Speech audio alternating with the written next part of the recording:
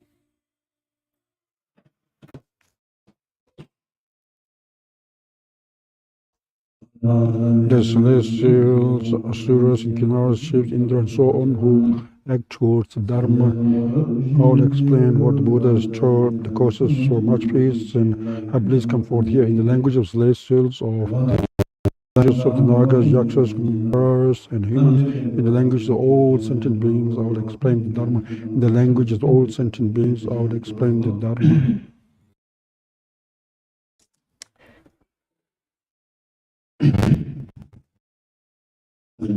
For the welfare of all kind mighty sentient beings, limitless as limitless expanse of space, I must at any rate achieve the highest gold, precious, perfect, and complete Buddhahood. For that purpose, I will here listen to the sublime Dharma as regards the motive and the behavior during the teaching. Please do so as advised in Lamrim teaching. The sublime teaching to be listened to is the very essence of all the teachings of the Buddha, very tradition of the two great Charita Masters, the very hard essence of the teachings of the great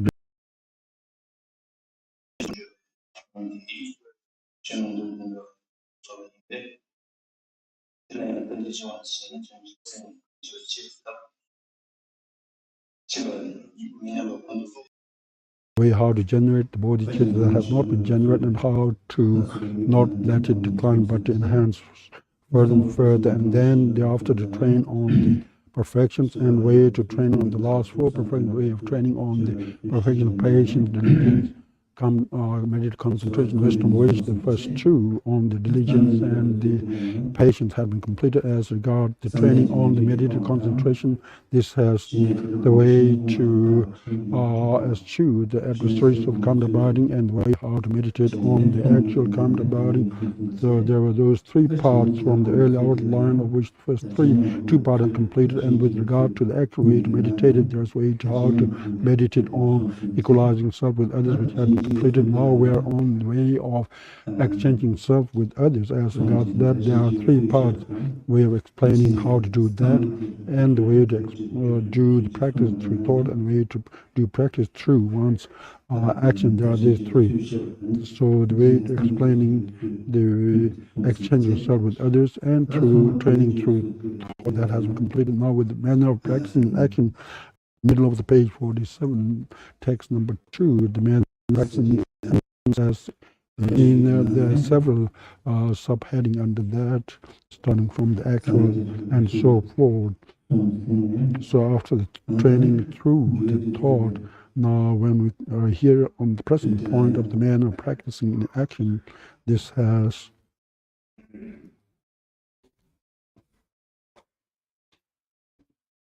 two main subheadings: the actual to control the mind when having exchanged self with others, practicing in action. So there are these two subheadings, of which the first part, the actual part, placing all other for others all one's multitude of excellences. Second, for others' welfare, enthusiastically taking low position for oneself. And third, showing in summary the manner of practice in action, of which the first two had been completed yesterday. Then we are on the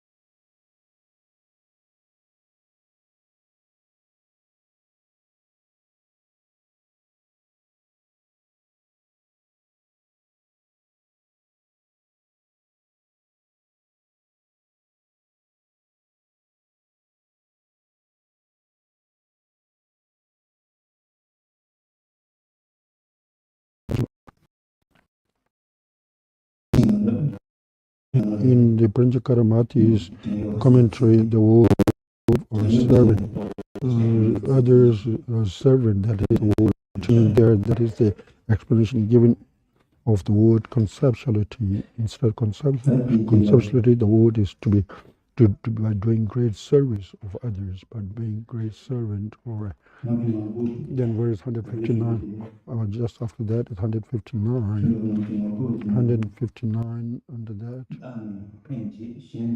I be happy, others be not happy. Instead of that wording in the Sanskrit text, it is not exactly as the Sanskrit. The meaning is same, although I be happy, others be not happy. So it is turned around in the Sanskrit text. Others to be not happy, I be happy. With others to be enjoying oneself, to be high. Here at this point, it is to be jealous towards oneself. Under that context, I be happy, others be not happy. For others, as they do virtuous actions, and others do virtuous actions, why I do not do it, therefore to be jealous to yourself. So there's a slight difference with the Sanskrit text, with the first line. Here at the moment, recently with the, when I received explanatory commentary,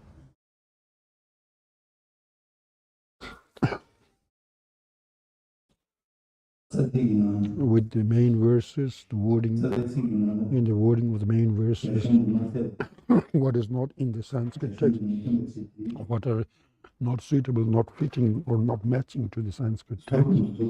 Just briefly, I've mentioned so that you may be interested.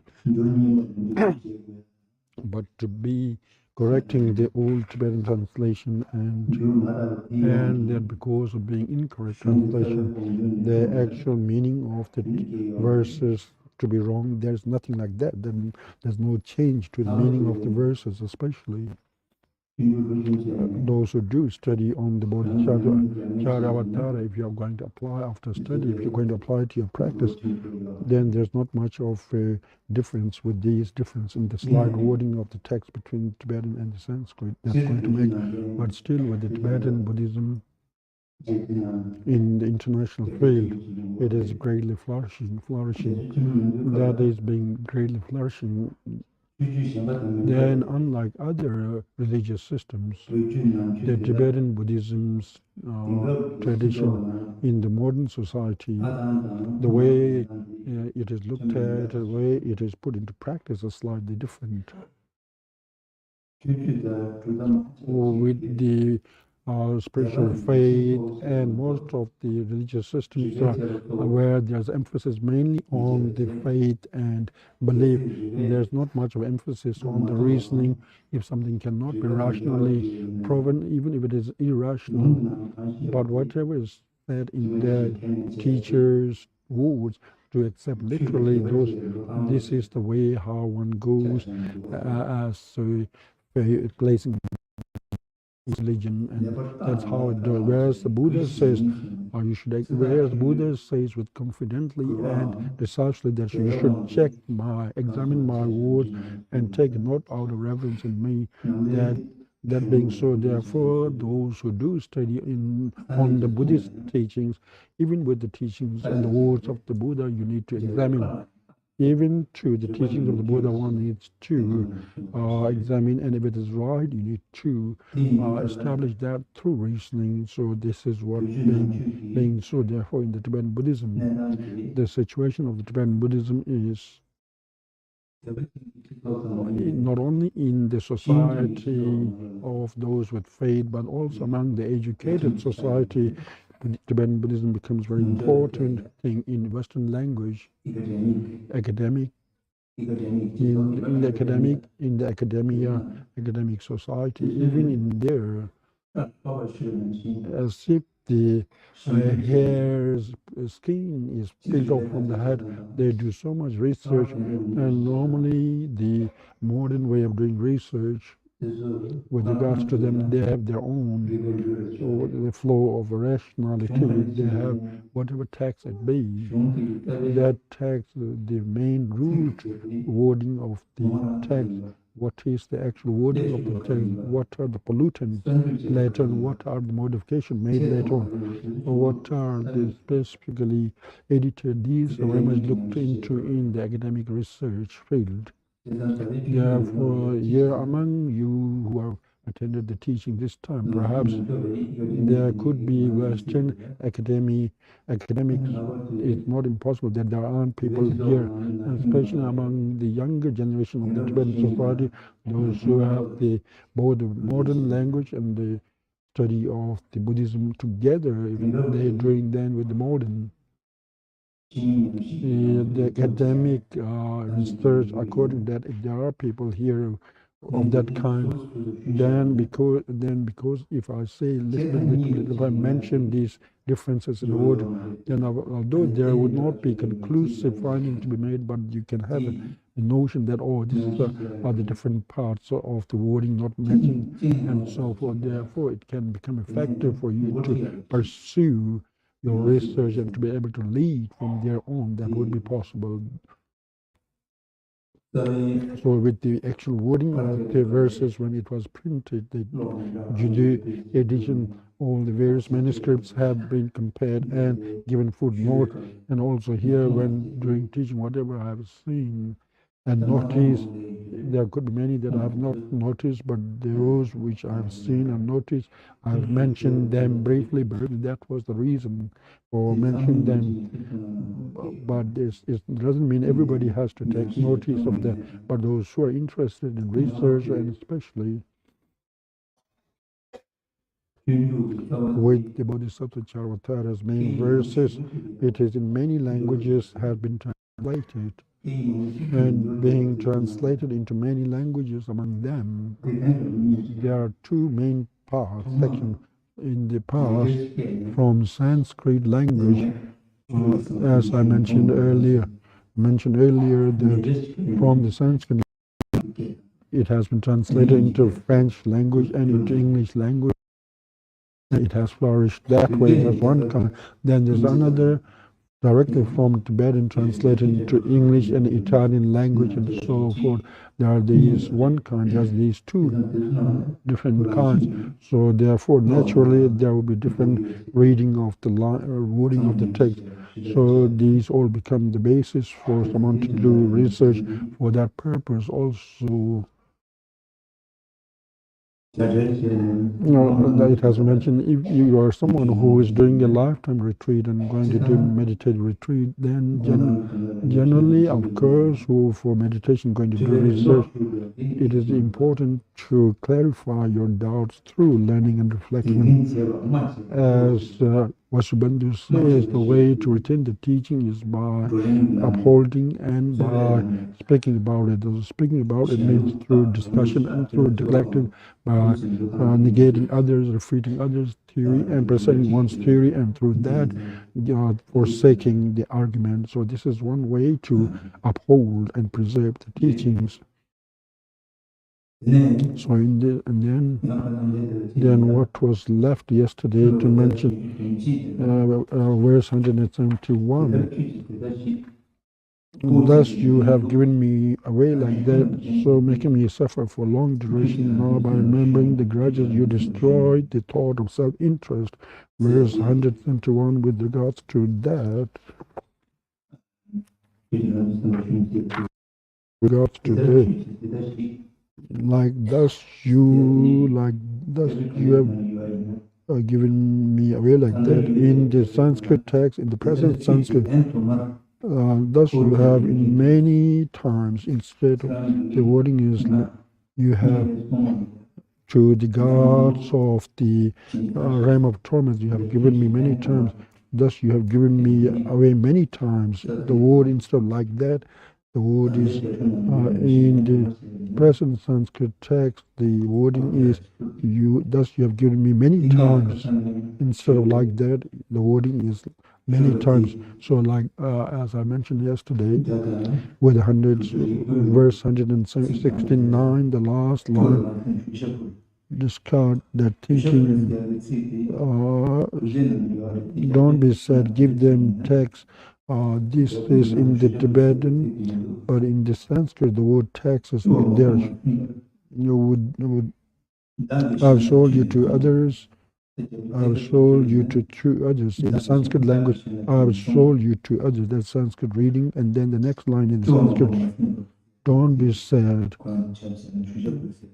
That is there, but the word give them text, that is not in the Sanskrit text.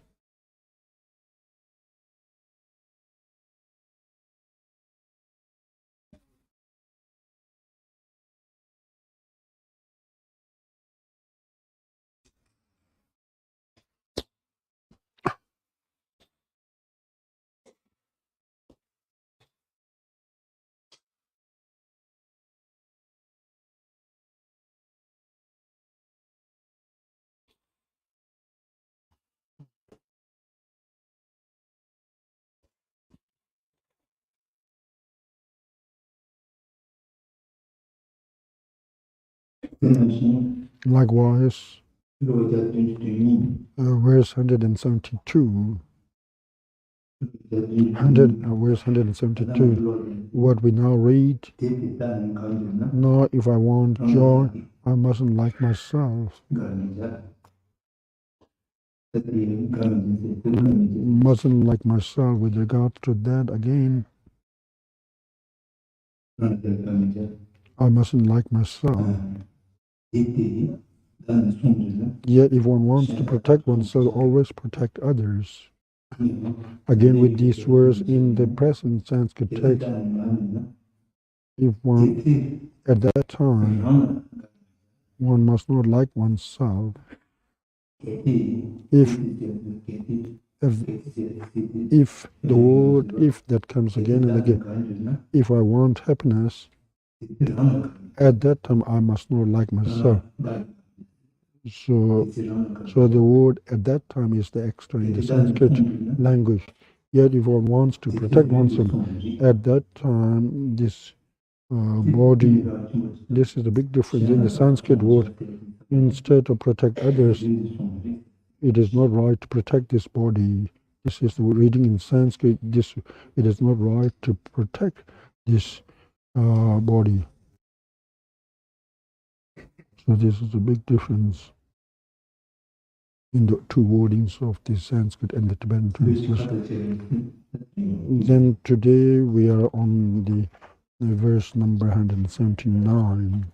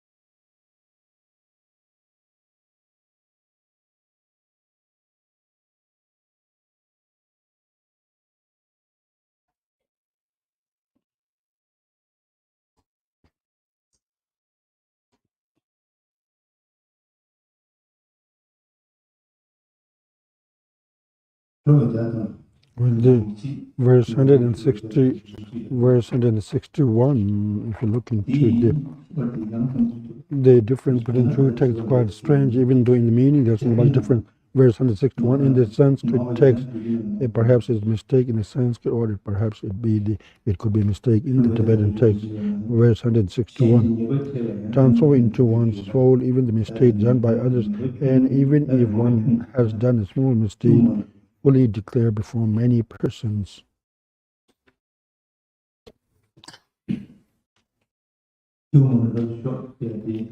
Declare before many persons. In the present Sanskrit text, there is that wording same, but in the Panchakarya-avatara's commentary on the difficult points, in that commentary by the, it says declare before the able one, before the Buddha, the able one.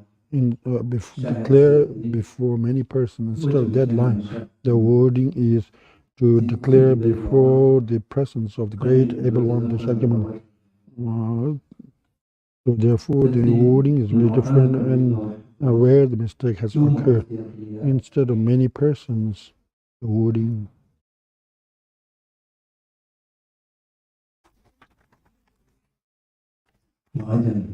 Mahajani. Mahajan.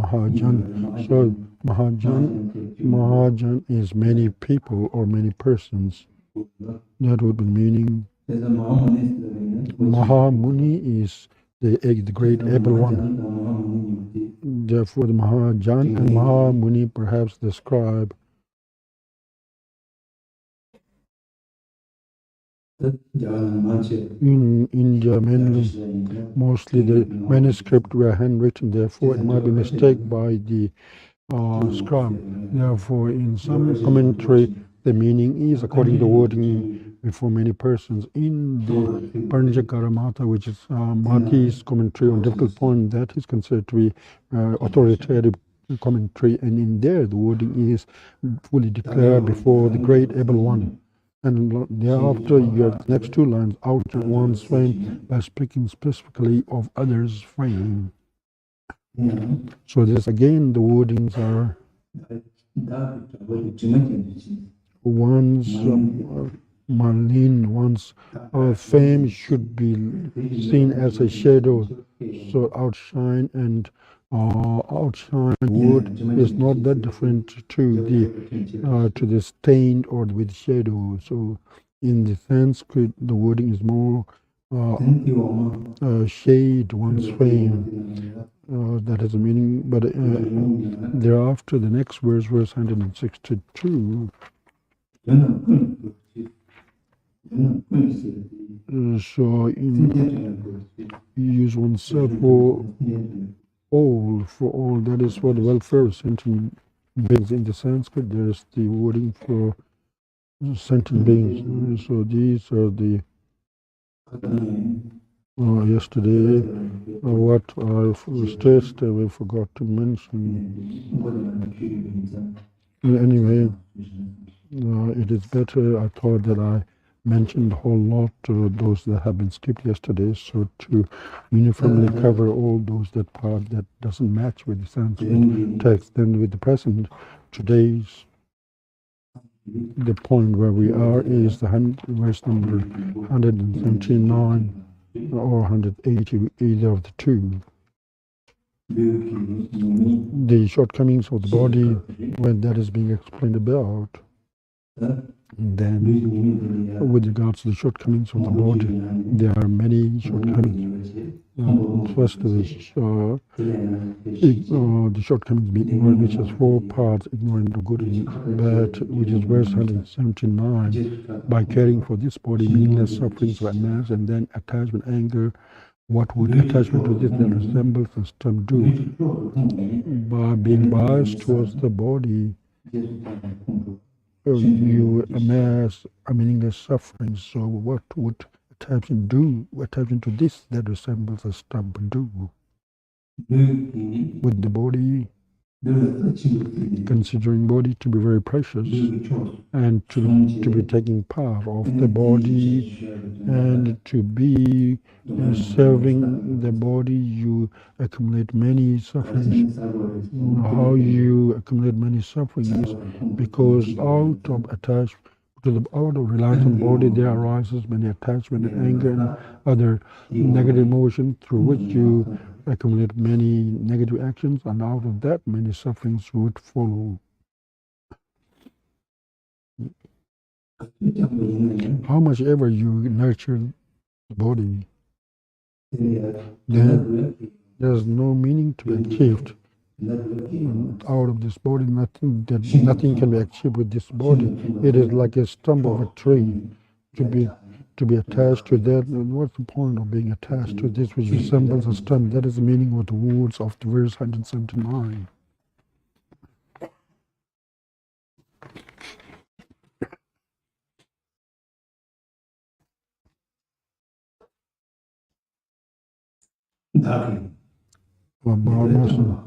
Whether I have nurtured this body, or even if vultures and so on have eaten it, since the body does not have attachment nor hatred, why then be attached to it? Verse 180, this body.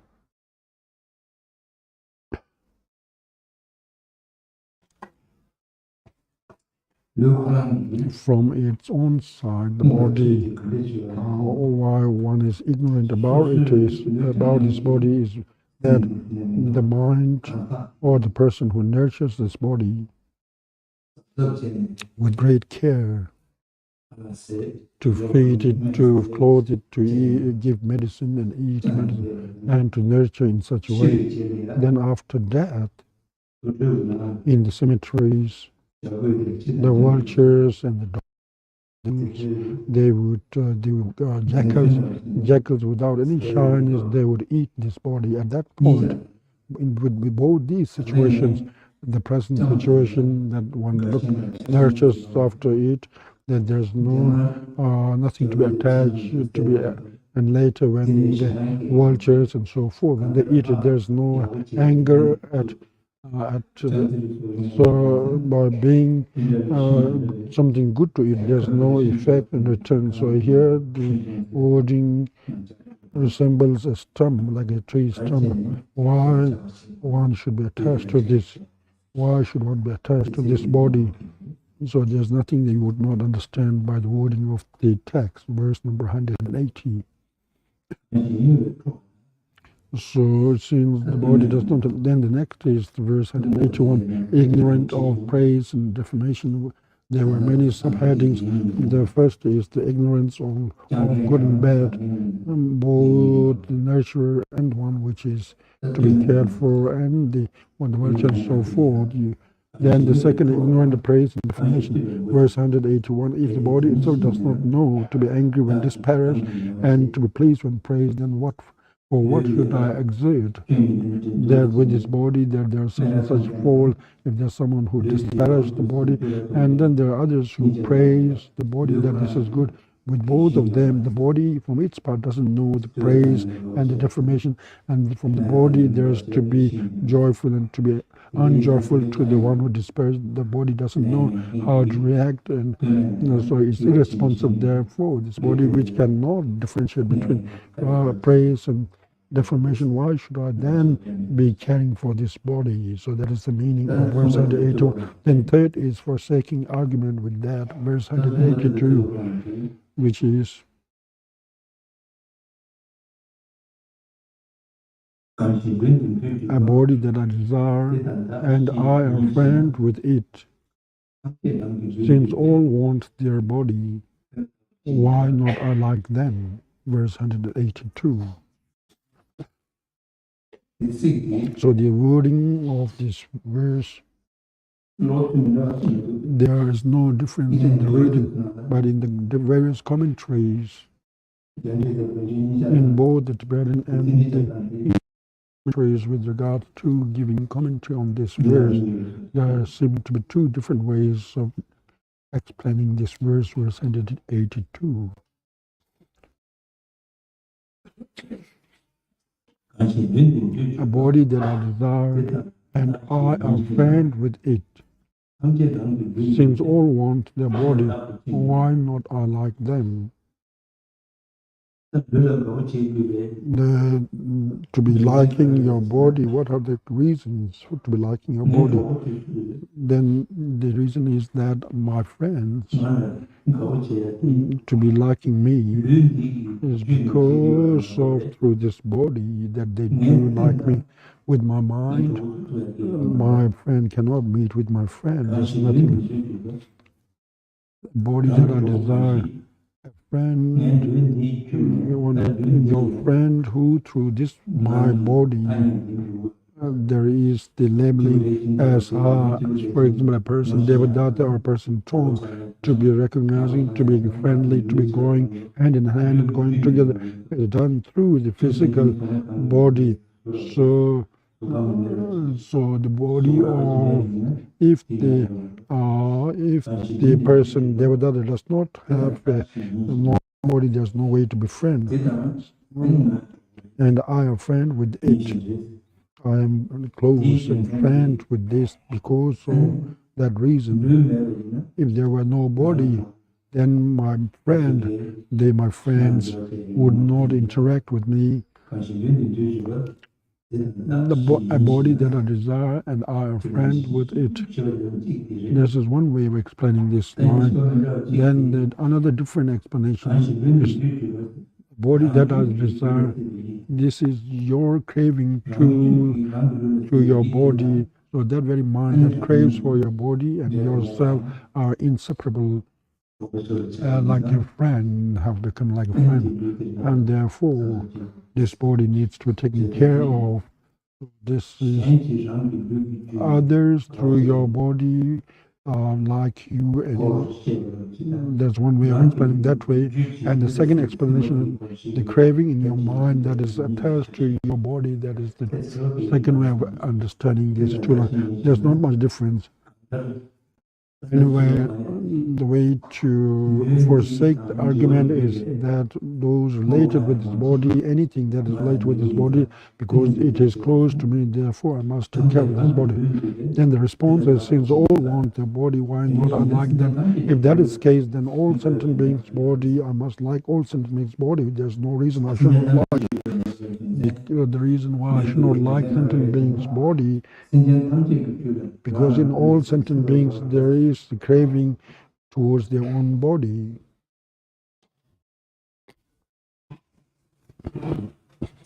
So if you explain by applying to craving, that is way to explain. If you explain by applying to your friend, all sentient beings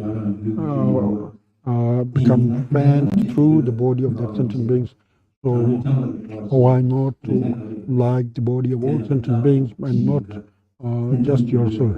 Why don't you like the bodies of all sentient beings? We, as regards all sentient beings' bodies, we are not able to generate joyfulness towards the body of all sentient beings. Only the time when we equalize and exchange ourselves with others. During that practice, it is briefly done or mentioned. Then the fourth, as the body is the source of many shortcomings, yet for the purpose of drawing essence out of precious human life, the body is to be nurtured.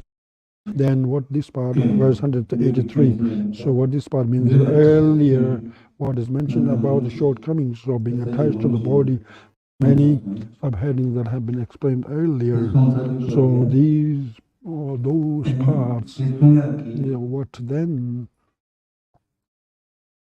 the very goal and the very purpose of all that is there, because being attached to the body, to be wanting many things, to be amassing many material things, and for the body to be undertaking many activities, and through that, out of that, the increase of the three portions, mind of attachment, hatred, ignorance, and through that, there are many non-virtuous actions and actions of harming others would take or which will occur.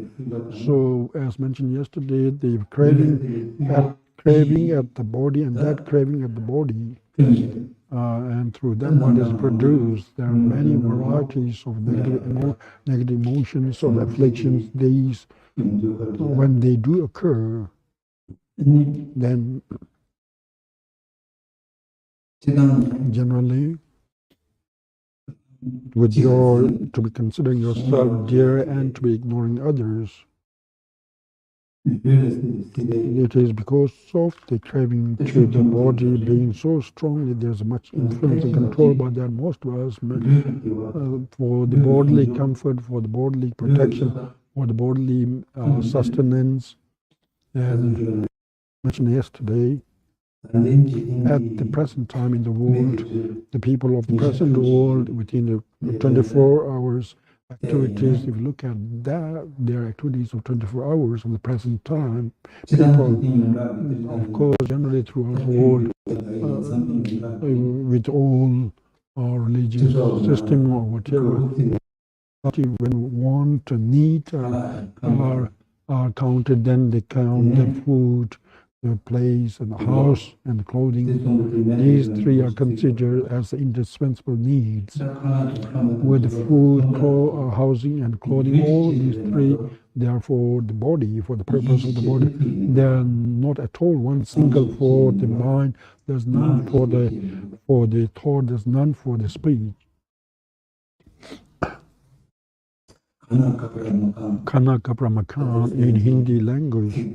So this word is become like a protest slogan. In one country, if you are a citizen of a country, your food and clothing and the place to stay are necessarily needed.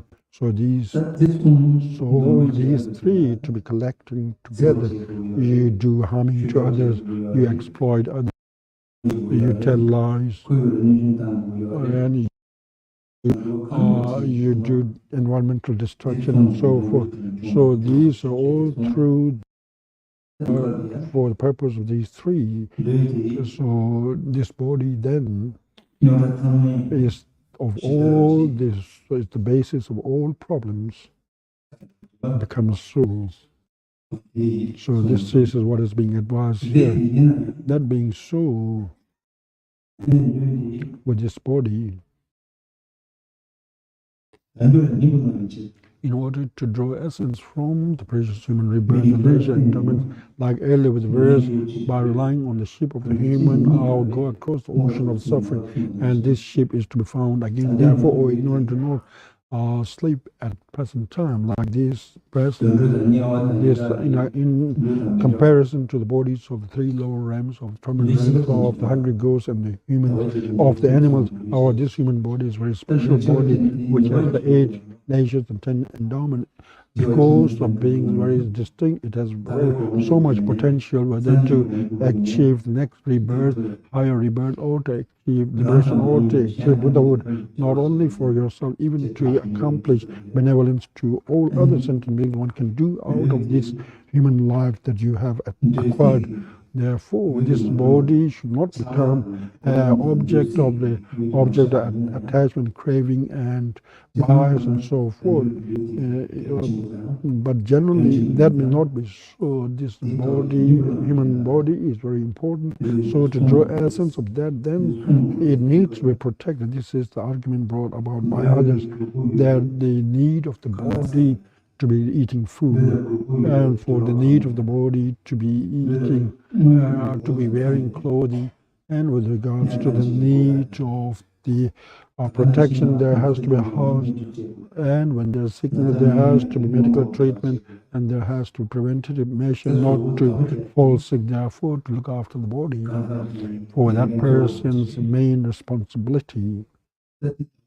When you take care of the body, then the way how to approach with the motive, if it is for the accomplishment of the ultimate goal, to be thinking in such a way and being considered as the basis for, as like the mount, or at the base, the mount that leads you to ultimate. For that purpose, it needs to protect. This is the argument brought by the other side. And with regard as such, I will without attachment give away the body to benefit the wandering beings. Therefore, although it has many folds, I'll retain it as usage for work. Verse 183.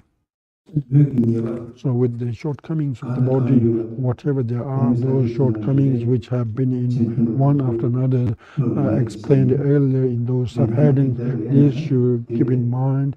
So as such, I will, without attachment, a person without being attached to the body, without craving for the body, rather in order to benefit wandering beings, because you have already sold away your body to others' welfare, and also normally when you offer the offerings, when we offer everything about oneself in order to love you, the object of offerings. So there's nothing that you own about the body that has been already gone over in the earlier verses. So without any craving for this body, but rather to benefit wandering being. Whatever you do for the body, you do it in order to benefit others, in order to help sentient beings, and for that purpose to protect the body.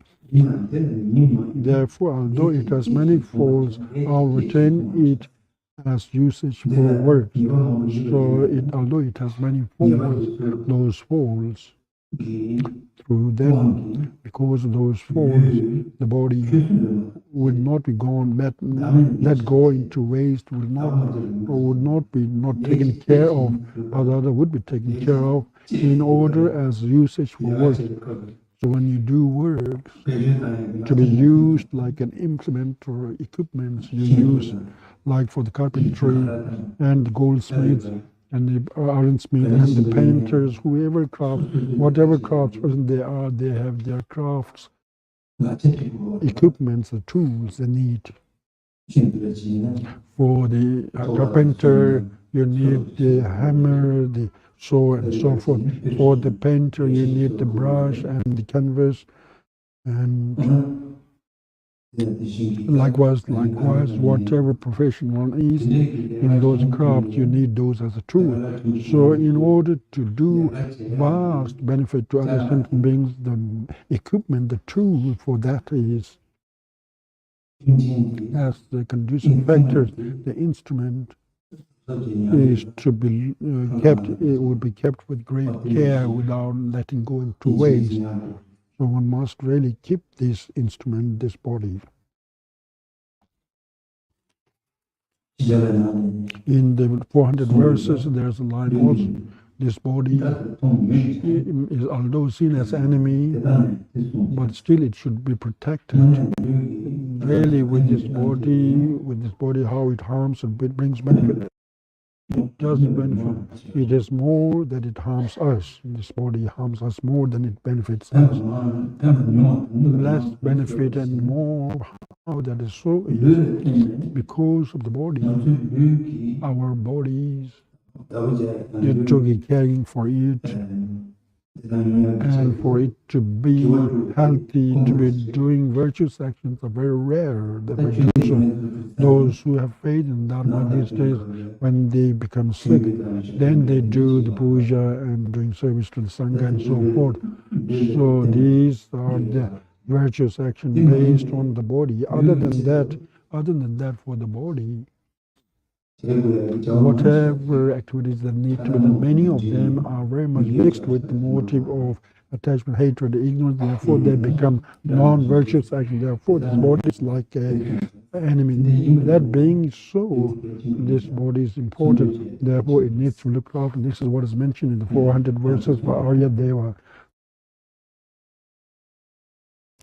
So this so far becomes the controlling of the mind. That part is complete. Now we are on the last part. To control the mind has the three-part, bottom of page 48, to repel the hindrances to virtues, generating the power of diligence against antidote, placing the mind in single-pointed occupation of the virtues focus object. There are those three earlier.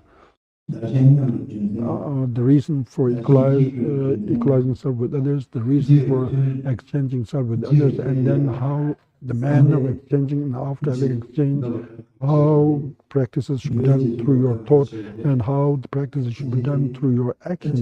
So all of them have been in detail, have been completed, have been done. Then finally, to control the mind. Bottom of the page 48, second text. To control the mind means for the mind to make it workable. With the mindfulness and introspection present, then the mind would not scatter and distract to non-virtuous action. So this has three subparts. To repel the hindrances to virtuous action. Second, the generating the power of diligence against antidotes. The third, placing the mind pointed equipoise of the virtuous focus object. So these are the three subheadings into that. So in this way, perhaps this part, this chapter, it is the conclusion to this chapter. With the meditated concentration, it is a chapter on meditated concentration, the way how it is concluded. One needs to place the mind in single-pointed equipoise on the virtuous focus object. So earlier, all the adversary to single-pointedness of the mind, these are to be eschewed, and when these have all been done, then here is the conclusion. The first subheading is to repel the hindrances to virtues at verse 184. As such, so far as the conduct of the infantile, I will follow the adapt, and by remembering the advice and conscientiousness will repel sleep and sloth. By remembering the advice and conscientiousness will repel sleep and sloth. So this part, this is the ultimate conclusion of this chapter. Earlier reasoning explained presented. As such, so far as the conduct of infantile, there's no need to do more. Whatever you have been doing, that's really enough. In the Sanskrit text, according to as such, give off the conduct of the worldly. That is the meaning of the. So far as the conduct of the infantile followed, that is suffice. Suffices to the meaning to say that's enough.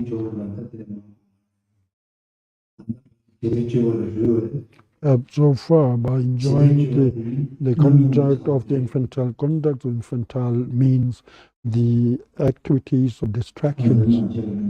So these are, so should be suffice. I'll follow the adepts. The adepts whose mind is very much placed inside, and who has control of mind, who has the mind workable and very skillful at that, and very skillful at accomplishing single-pointedness of mind. I will follow those people. I will follow them. I should follow them. And by remembering the advice on conscientiousness, the word conscientiousness is very powerful, great meaning word. The advice of conscientiousness, remembering that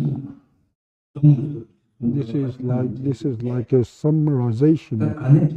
Where do you have to remember the advice and conscientiousness? That is from the 4th chapter of the Bodhisattvacarya-avatara, the 4th showing the conscientiousness, and the chapter 7, the chapter on diligence, also advice given on how to give up lack of conscientiousness, and also in Shanti there was own work, Shiksha Samuja, compendium of training. Perhaps there is a great chapter on that in that text. It is therefore this part is explained in several chapters in the modern commentaries, in Indian modern commentaries. The Dhammapadas, the section on conscientiousness are quoted from the Dhammapada.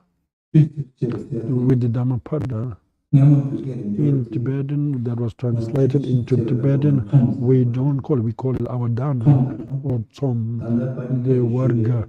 What is in Pali language, the Dhammapada. Between these, about verses, about 40-50 verses, only differences of the 40-50 verses, the rest are same. There is a chapter on conscientiousness, what is explained in those and so forth.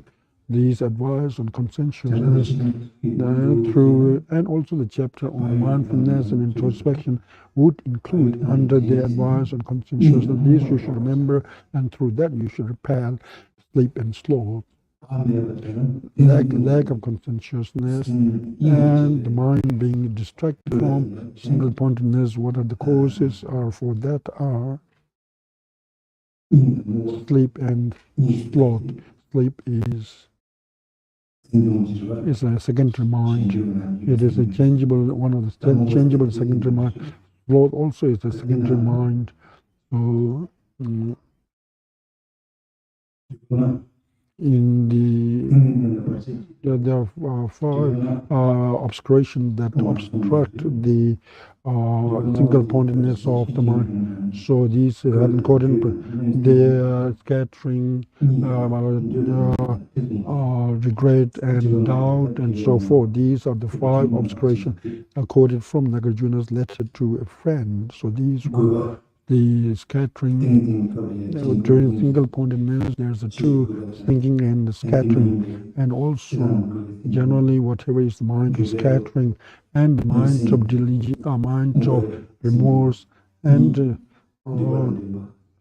the desire, attention, and the doubt. These five are to be used under the advice on repelling sleep and sloth, the last line of the verse 184. The craving for the desired object, and envy and malice, these are also main adversary for your single-pointedness of the mind. So these what he's saying, what it means is, so far you have done so many conduct and activities of infantile, that will be enough. Now you should follow under the adab, and by remembering the advice of conscientiousness, you should repel sleep and sloth. This is the advice given in verse 184. Then the second part is generating the power of diligence against the antidote. Generating the power of diligence. Next verse, verse 185. Like the greatly compassionate, victorious one, through generating determination. If I do not strive throughout day and night, when would I go beyond sufferings? Like the greatly compassionate, victorious one, that is the Bodhisattva on the Bodhisattva grounds, and those who have entered the great path, like their benevolent activities are so what is right to be with the appropriate the wording of the Rick and Murray appropriate, that is the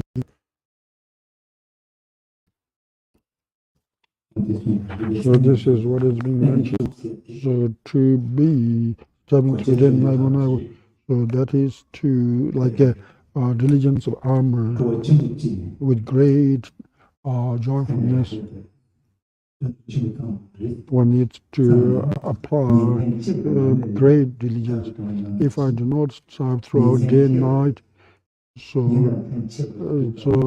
day and night, throughout day and night, this is a rare Tibetan expression in Jinjin Cheba. Strive throughout day and night.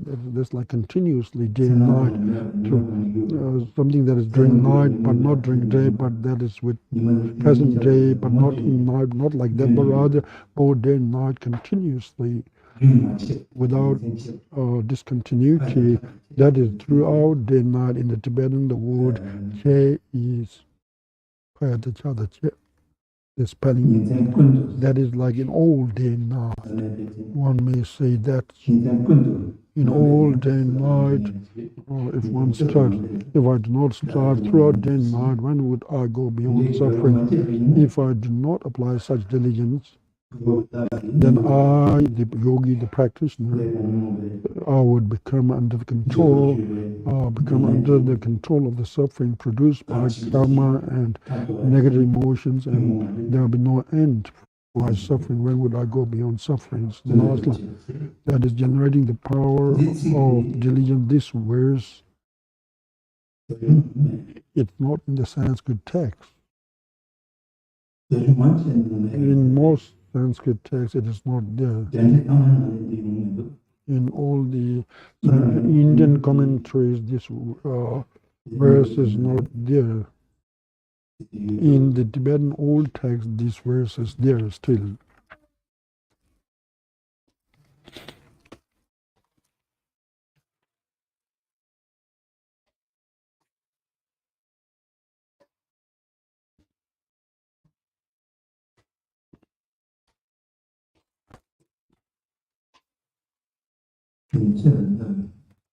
But do not start throughout day and night. When would I go beyond sufferings?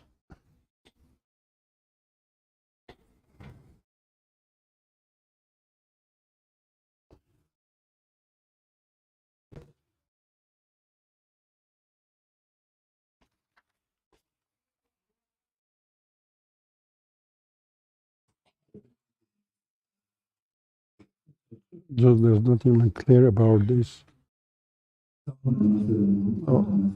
Not only it is in the verse, in the main wording of the Bodhisattvacarya-avatara, it is not also in the commentary of the Indian teachers such as the Pranjakaramatis. Then the next is placing the mind in single-pointed equipoise on the virtuous focus object. Verse number 186. This is of this chapter on meditative concentration. It is the last verse in this chapter.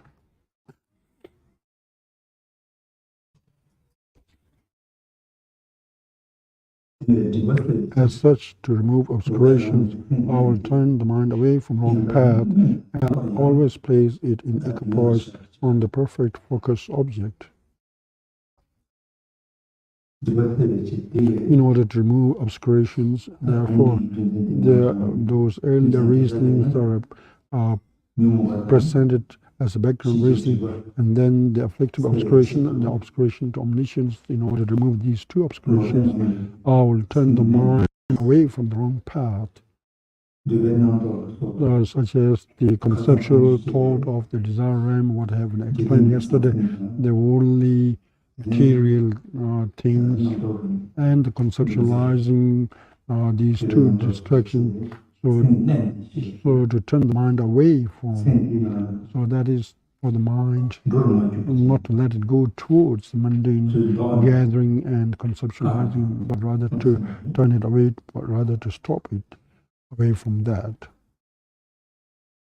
From all conceptual thought, the mind is stopped.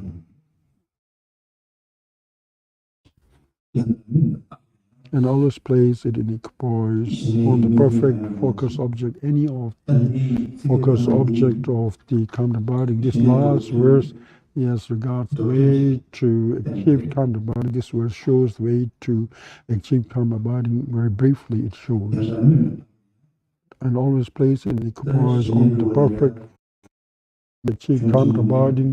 What is explained in the major text, there are many focus objects recommended.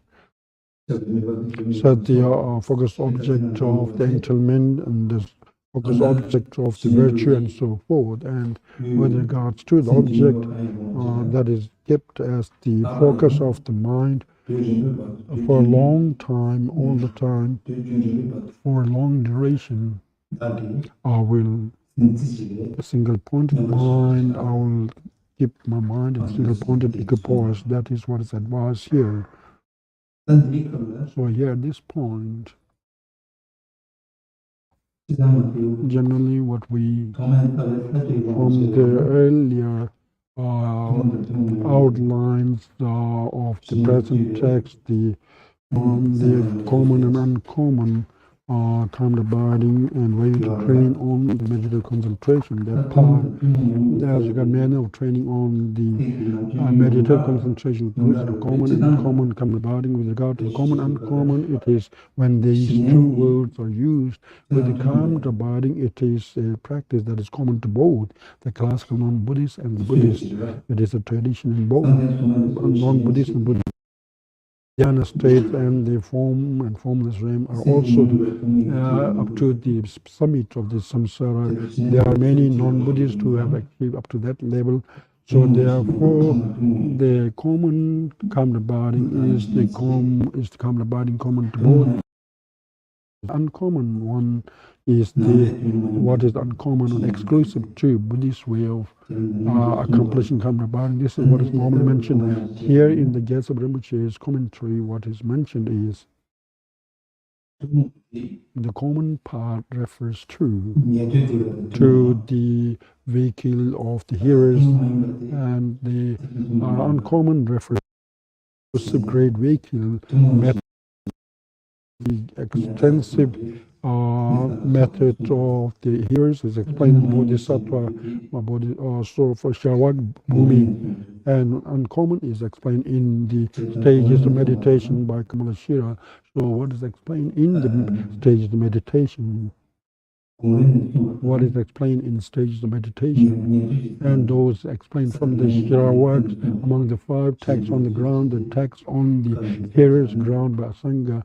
When these are here to the present text, then to accomplish karma binding, and then to achieve the uncommon by applying the stages of the meditation by the teacher Kamala Shilas, and by knowing that by benefit of the meditating karma binding and the shortcomings of the not achieving, and through the making the 9 mental states stabilized. Through this way one should try to achieve karma binding, and then with the actual wording of the verses of the Bodhisattvacarya-avatara, with the actual Bodhisattvacarya-avatara's text in all 10, in the 10 chapters, the karma binding is important. That before vipassana or special insight you need karma binding. That is mentioned, but there's no mention about how actually to achieve karma binding. The method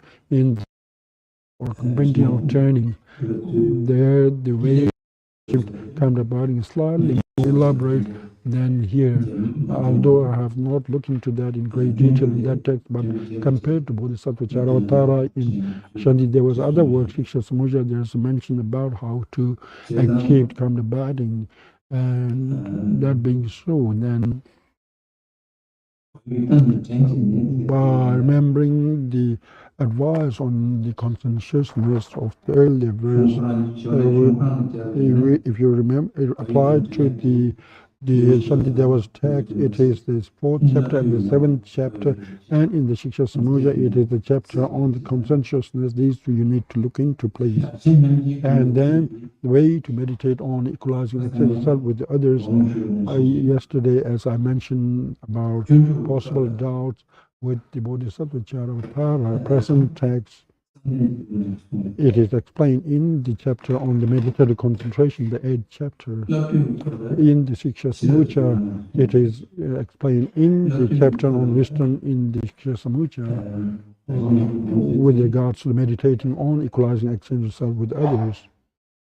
Through countless varieties of reasoning and to examine the meaning of emptiness, this has been explained there in Shiksha Samudaya, and thereafter in that text, the way to meditate, equalizing, exchanging self with others is explained in great detail. So that being so, though the commentators with regards to the Bodhisattvacarya-avatara and the Shiksha Samudaya, in these 2 texts, what has been explained and what is explained here in the chapter on the meditative concentration, and thereafter the chapter on wisdom in Shiksha Samudaya. So these Bodhisattva, for having understood the meaning of the emptiness and then training on bodhicitta practices, and then the other could be the Bodhisattva who have not yet realized emptiness. So there's nothing decisive, but there is a way of explaining why the difference between the 2. So, and always plays in equipoise on the perfect focus object, verse 186, the last verse, with regards to that verse, the last line, when this is explained. Then in the Pranjakaramati's difficult point commentary, in the Pranjakaramati's commentary on difficult point, there's a brief mention about how to achieve karma binding, and that way of explaining briefly the achieve karma binding, this is what is normally known in the Sutta Alamkara and in the Bhavanakrama stage meditation to give up the 5 folds and apply the 8 applications. So through that one has to achieve. So way to apply the giving up of the 5 folds and applying the 8 antitotal powers of the mental engagement. This is what is explained in other texts. And in the Panchakaramati's commentary, instead of 5 fold, there is a mention of the 6th fold and apply the 8 application. 8 application, there's no difference in the listing. With regards to the 5 folds, that is very comfortable, convenient. What normally we say about the thinking and scattering are considered to be one fold in Panchakaramati's commentary on difficult point. With the other folds, it is the same listing, but thinking and scattering are counted as 2 separate folds. So that is just a difference of making the listing to 5 or 6. And about that, laziness, forgetting the instruction, and over application and inadequate application, and the 8 applications and coming into the wisdom and so forth. These are similar, and these are listed in the Panchakaramati's text. And these are there's also mention about need to look into expectation, meditation, and Shiksha Samucha. Therefore, in the chapter on the meditative concentration, instead of meditating on Kamma body, there's a great mention in detail on equalizing and self with others. And then the actual way of meditating here in Bodhisattvacarya-avatara on Kamma body is shown by these 2 verses, verse 185 and 86. 186. So generally, with regards to relying on the multitude of the courses of the Kamma body in both Bodhisattvacarya-avatara and in Shiksha Samucha, they are explained in great detail. In the chapter on meditative concentration, we have gone over them in great detail. And also during the chapter on conscientiousness, they have been explained in great detail. But when in actuality, when you in Kamma body to finding the focus object and as a God, and how to keep firm focus one's mind on that object, and to get rid of the 5 folds to apply the 8 applications. So this is very much in the Bodhisattvacarya-avatara. They are not mentioned, but in order to fulfill all the instructions, there is a mention about in the Panchakaramati's commentary to import the instruction from other texts. In Gyuto Rinpoche, there's also mention about the instruction to be brought from the Sarawak Bhumi and from the stage of meditation. Now, with regard to meditation on Kamma body, it is normally known, it is a method both common to Buddhists and the classical non-Buddhists, and also among that, what to say.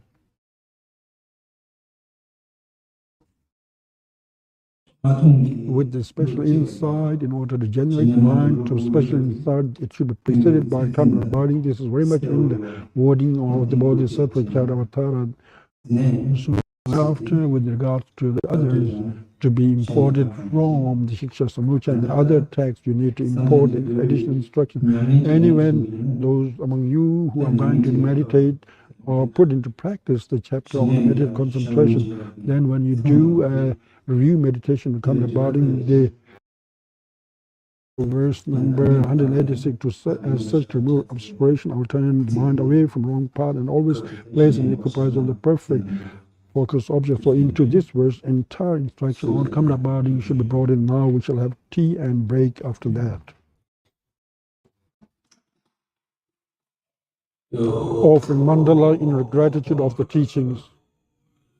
Bhagya Josya Napoto Rero Lishya Nyende Gyambod Sanje Shendo Mede Bo Toga Namba She Gyabo Soyedon Guru Mandala Nirayatoya Me.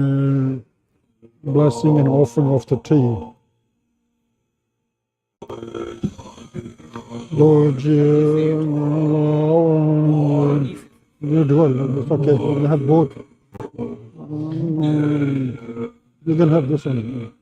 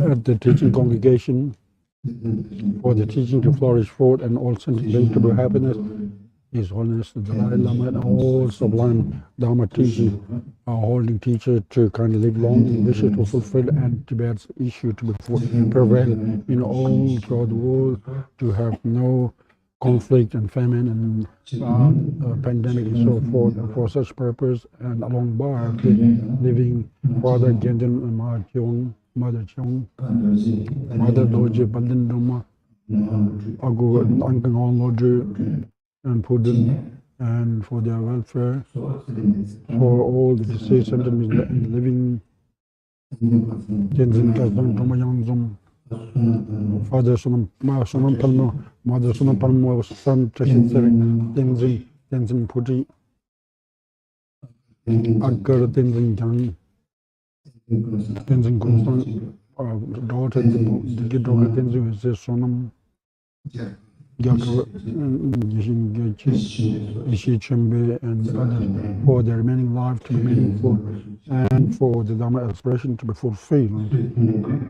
Zongsar Doji and Lajong has at the teaching congregation a full day's meal and 100 rupees cash offering to each Sangha members is offered.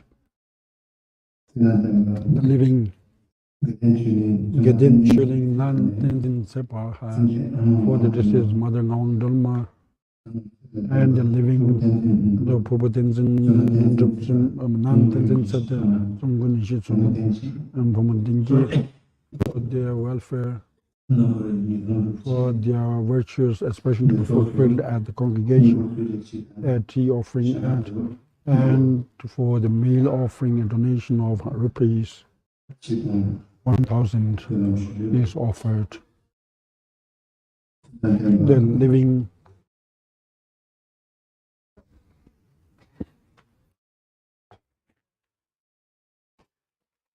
Karma Somo has the living Champa Shirab Karma Gaji for their welfare, tea and meal offering towards that 20,000 rupees is offered.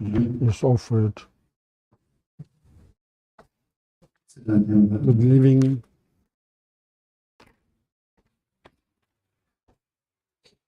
Chu Chung Hong Shou family has a tea is offered.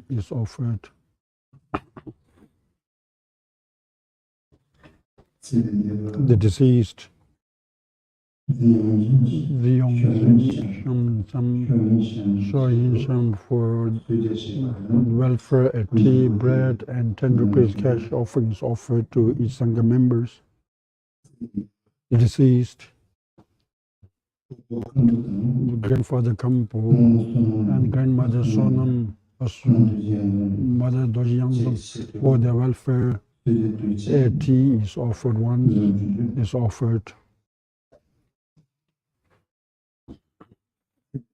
The deceased, Tenzin, and all related beings, a tea is offered.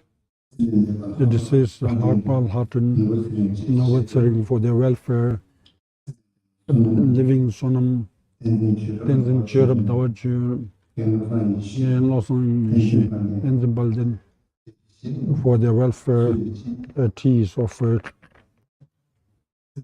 The living Nima family for deceased father Namda, mother, 3 children. The living Losang Wangjin, son Tenzin Kuncha, Ridin Dhamma, Allah, 30 children, Chamba, for their welfare, a tea offering and 10 rupees cash offering is offered. The living Losang Jigme has for deceased father Losang Sutam, mother Thakur, and Losang Nam. The living Jimmy Wangden, Yamba Jansen for the welfare, a tea is offered. The above mentioned the benefactors were the aspiration, Dharma, aspiration to be fulfilled currently, directly your vows, dedication and words of truth.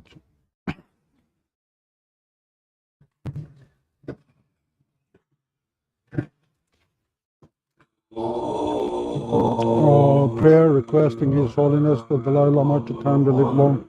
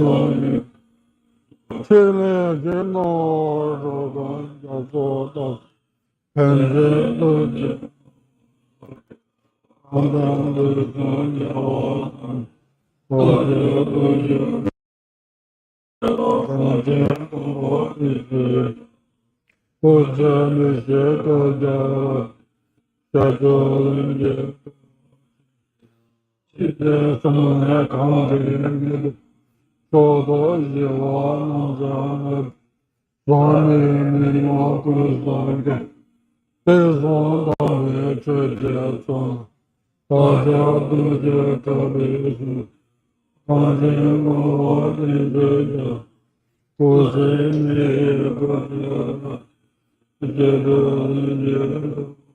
得，是觉得我的那些，觉得我是。你是什么东西？你觉得为什么？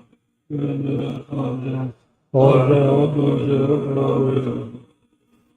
你如果我认真讲，不觉你是看见，这个你也，而且是老你的，那个那个，那个。那个我，大家都是感情更多的是，我的一些大家，这个那些的我的，我的长辈高大的，你这个你这个你，你大的。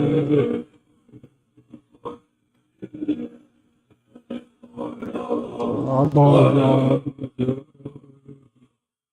看见广播电视，不知道你是多大了，这个人家的话题，他们你到底说到你也不会说，你是你什么啊？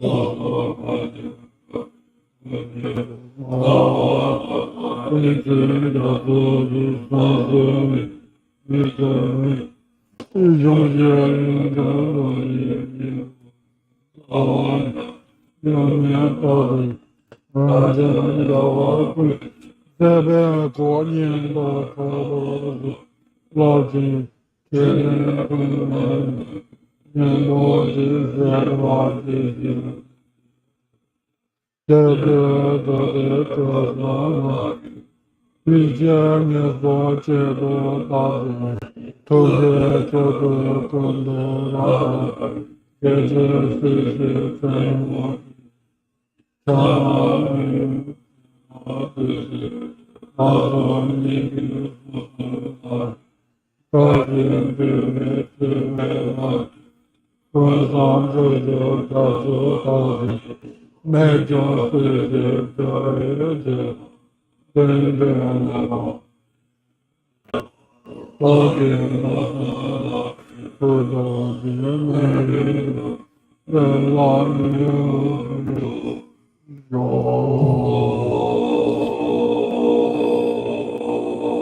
Prayer requesting Eminence Prof. Samdhong Rinpoche can live long. I can't tell. I think the Jose, Royal, Conde, Gene, Gavode, Fushia, Gote, Europa, Ishia, Colin, Nambaradi, Joseph, Kine, Watson, Alford, Indian, Ishia, there was a lot of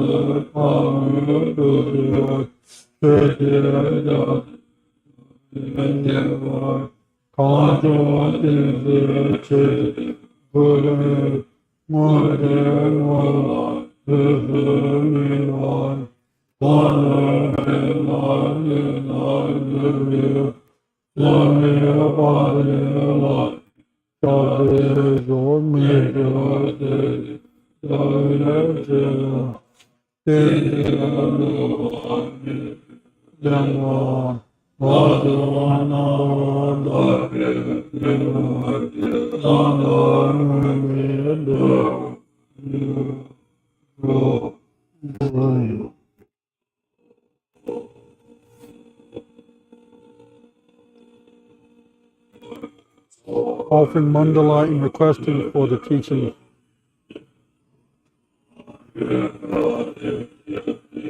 Jamba, Zangya, Jamba, Mede, Doganam, Jamba, Jo, Iban, Guru,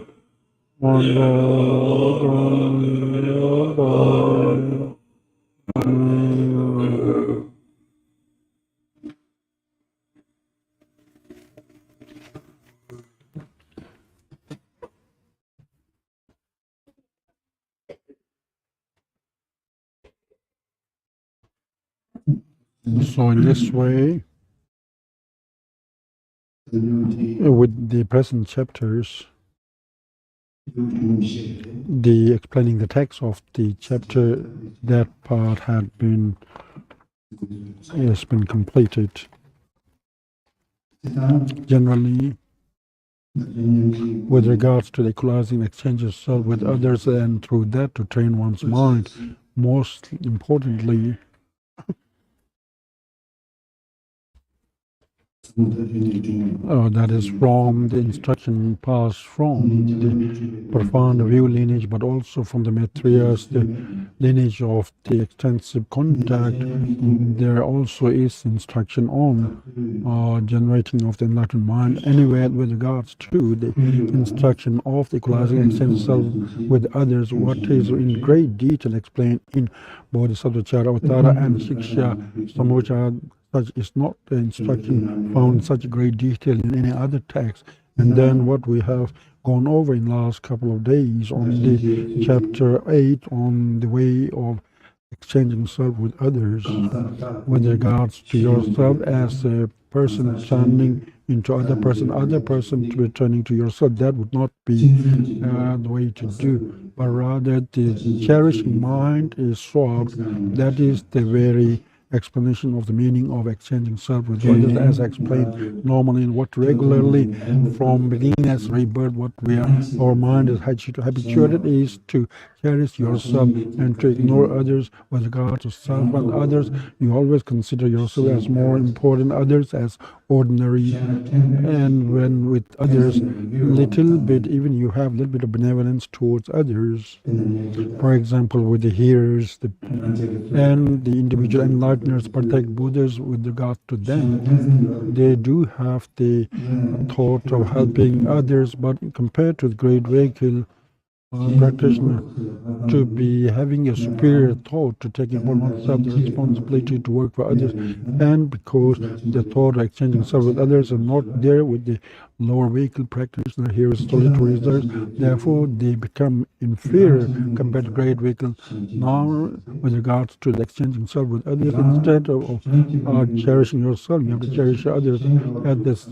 Instead of ignoring others, you need to ignore your self-interest. Therefore, the thought of cherishing is swapped, is exchange. That is the meaning of the exchanging self with others. With the present text, Bodhisattvacarya-avatara, with regards to not only there's the swapping of the place of the true cherishing, but rather the recognition of the attitude is totally changed.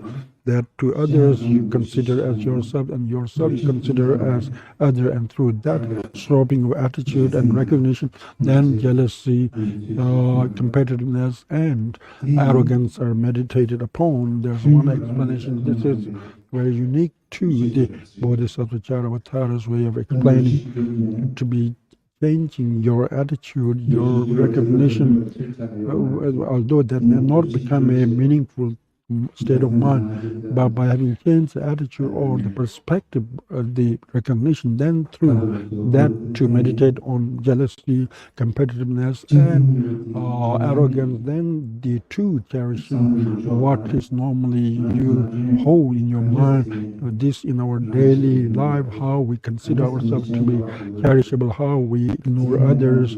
So this is very much in great detail to be able to appear in our mind. We have the opportunity through that meditation of changing our attitude. It is like a bonus practice, enhancement practice, in order to You can change the exchanging self with others, but changing of the recognition or the attitude, it is like an enhancement on the path of training on exchanging self with others.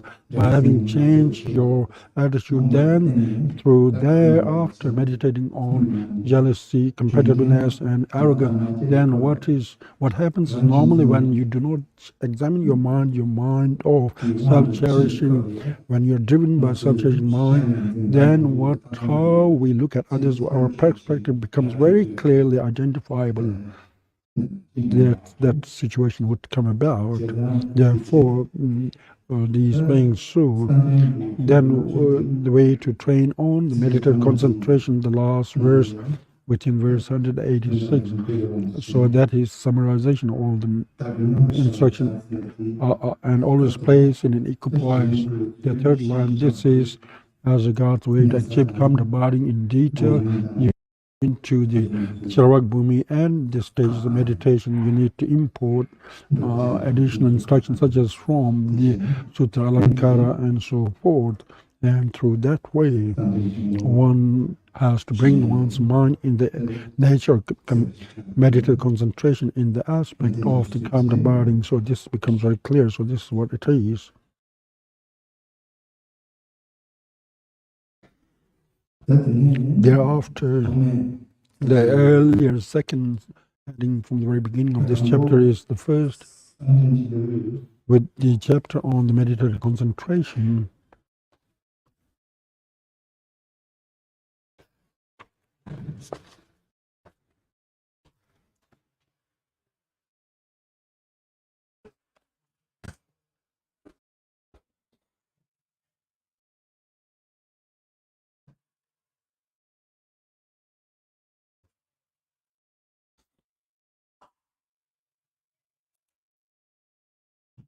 With the chapter on meditative concentration, as regards outlining of the outlines, the laying of the outlines, the way to accomplish calm abiding, it seemed to be focused on that point. For example, in the beginning, with the present chapter on meditative concentration, I explain the text of the chapter. There's instruction. Page 38 of the second text at the beginning part. So there's no mention of instructing to meditate the bodhicitta. That's not in the wording of the outline. And then it's showing the adversaries of calm abiding. The adversaries are very much the adversaries of the calm abiding. Not mention of the adversaries of the equalizing exchange with others. And then the manner of meditative calm abiding that is mentioned in the third subheading on page 38 at the beginning part of the chapter 8's outlines with regards to this, showing the adversary of calm abiding. If a person was going to do meditation, calm abiding, all those parts are needed. What is explained here in this chapter, the way to eschew or give up the adversaries of calm abiding, more than the training on the bodhicitta, these are needed. Instruction needed for achieving calm abiding. So very much in the present chapter on the meditative concentration, the manner of meditating on equalizing and exchanging self with others, and the way how to meditate on calm abiding. Apart from that, for the mind to be single-pointedly abiding, to have the appliances of the body and the speech, and to achieve single-pointedness of the mind. This is not mentioned in the present text, but in the general framework of the instruction, all the necessary things that are needed for the. So these are all mentioned anyway in the text, and on the perfect, I'll always place it in equipoise on the perfect focus object, the last wording of the verse, and it is then the second of the main outline is the name of the chapter of engaging in the Bodhisattva practices. This is the 8th chapter showing meditative concentration. Now among the outline of the training on the last for perfection, first was on the patience, second on diligence, third was on the meditative concentration. So because this is the explanatory commentary, so we have to go over with the transmission blessing. And when the explanation of the wording of the text was presented earlier, the entire wording of the text have already been covered. There's nothing insufficient, but with regard to transmission blessing, it has to be according to the word by word of the actual text. So this in the tradition of my kind teacher, there's a tradition of reading it separately. Therefore, what had been so far covered, completed, the diligence and meditative concentration, these two chapters, translation blessing, I will read through the translation blessing. So the chapter 7 in the English, please look back into the chapter 7 on diligence.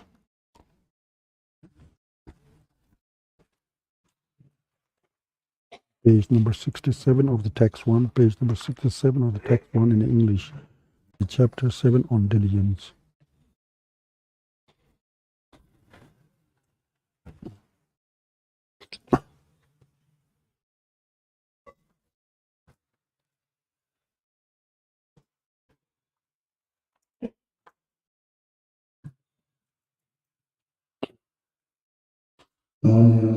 Please listen to the transmission blessing, first verse, chapter 7.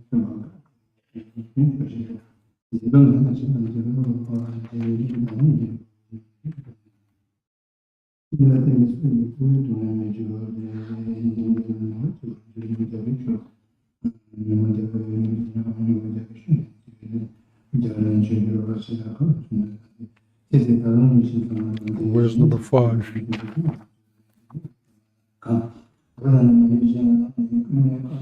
Verse number 6.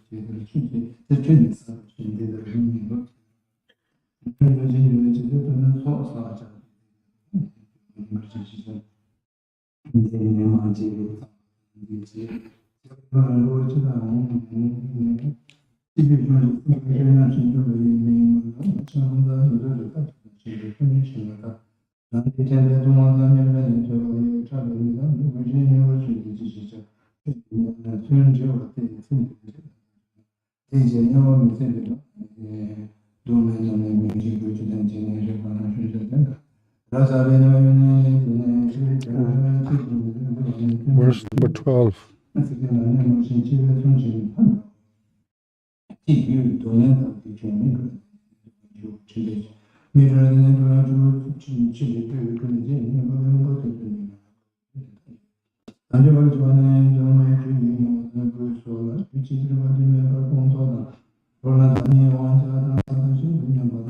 Page number 70, verse 16.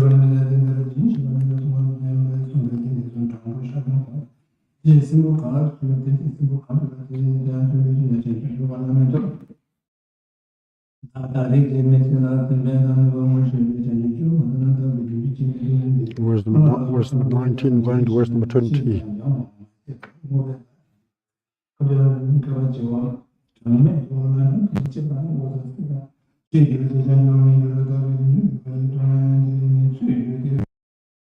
Verse number 22.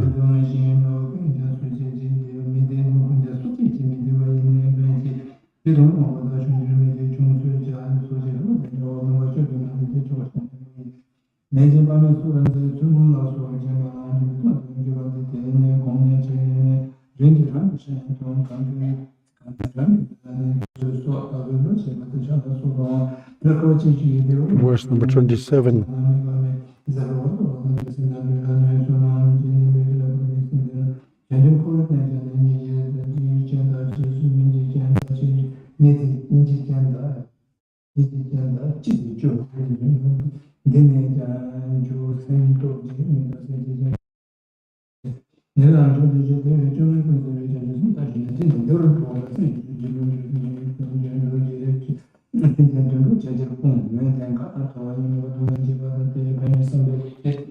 Verse number 32, page 73.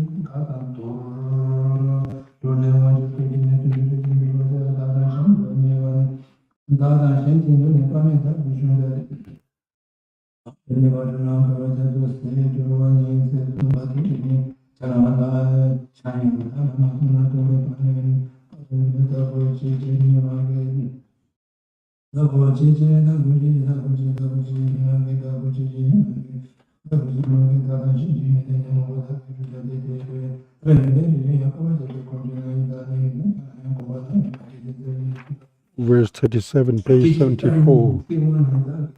Page 74, verse 37.